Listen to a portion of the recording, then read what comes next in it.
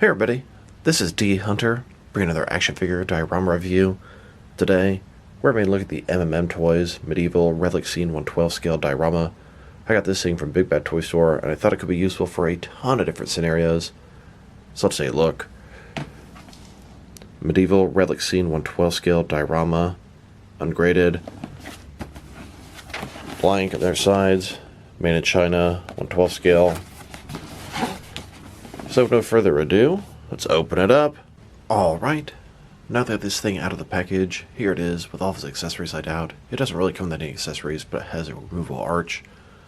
So when I saw this thing for pre-order, I thought to myself, it could be good for Lord of the Rings, Gargoyles, Witcher, maybe Ra's al Ghul, my Batman world, just knights and general medieval stuff, or really any kind of sort of outdoor scene with ruins of a building.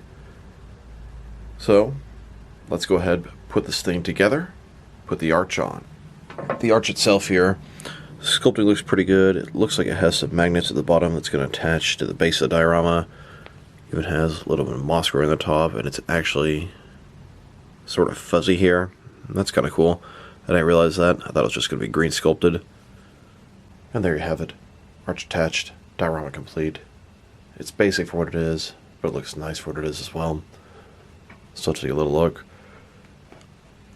Simply have this arch you can walk through, sort of a doorway, staircase that goes up a little bit, ruined wall behind it.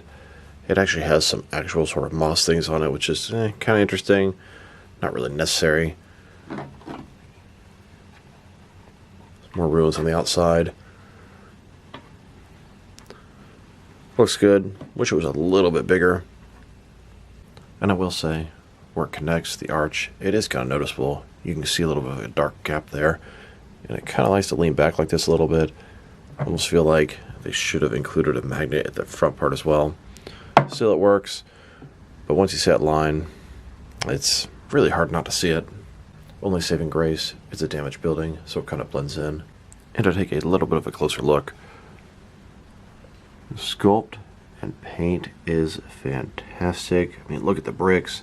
They're worn, they're used, there's damage, all kind of different shades, not just one or two or three.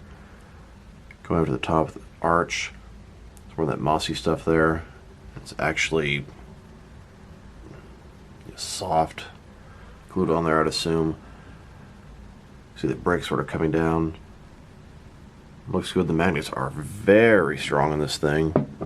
Snaps right into place. A little bit more moss here. Staircase going down, looks good. Damages on the side. Got the damaged wall on the back there. And of course the floor, bricks, followed by grass, and that's not soft. Thank God, I wouldn't want the whole thing like that. Onto the outside, some of the bricks from the wall falling down all over the ground there. Once again, sculpt and paint job is fantastic.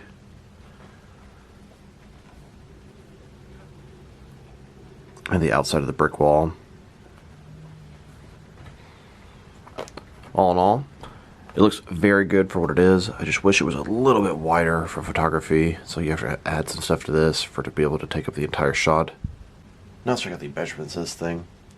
So, from one side to the other, about 12.5 inches wide. As far as how deep it goes, about 10.5 inches, and the very tallest point, about 14 inches tall. Now to talk about the action features of this thing, and really, there are none, besides the fact that it just sits there and your fingers can go inside of it. Yes, the arch can come off, done with magnets, but it's not really an action feature. Frankly, it looks fairly incomplete like this. Well, it really doesn't look bad, but the magnets are exposed. I guess the other thing I want to point out is at the bottom of this thing, there's a logo, MMMToys. Toys. I don't know if that's what they're going for or not. And it's, I don't know, sort of like a velvety thing at the bottom. That way, if you put it onto, I don't know, a glass table like this one, or a wooden table, you're not going to scratch it up when moving it around. And I do appreciate stuff like that. Also, it just feels kind of nice at the bottom, and kind of fancy. Now, let's put some guys into this thing. One of the first things I thought of when I saw this diorama was McFarlane's Princess Bride figures. Here's Inigo Montoya fighting the Dread Pirate Roberts, the infamous sword fight where they switch from left to right hand. And here's a look at McFarlane's DC Multiverse demon, Etrigan. He's in medieval attire, fitting for this set. Then, a NECA Gargoyle's Goliath, stoically reading his book on the ruins. And here's a McFarlane Gladiator, Batman and Superman locked in combat. Here's McFarlane Witcher from the TV series. He's riding on a roach and he has Haskier playing the banjo next to him. And finally, here's a DC Direct, Batman Incorporated, Knight, and a custom Squire. They were the Batman and Robin of England, Batman Incorporated, and of course, Knight here has a medieval theme going for him. It could be for Poison Ivy and the start of her botanical gardens. Now let's check this diorama out. Next to some action figures from different various companies, so we can see how it fits in both scale and style-wise, in case you want to know which lines you can use it with. I'm going to go ahead and start off my comparisons with some of the larger action figure lines I collect, and work my smaller. Here are some Jakks Pacific Wrestling figures, and some DST or Diamond Select toys in the diorama. They fit in pretty good, and they're a full 7-inch scale. Then, here's some McFarlane toys and DC Direct figures on it. Then, with some NECA and Mattel wrestling figures. Here are some Jazzwares AEW wrestlers, and some Mezco 112 collective figures on the diorama. And now, here's some Mattel DC figures and some Mafex figures on the diorama.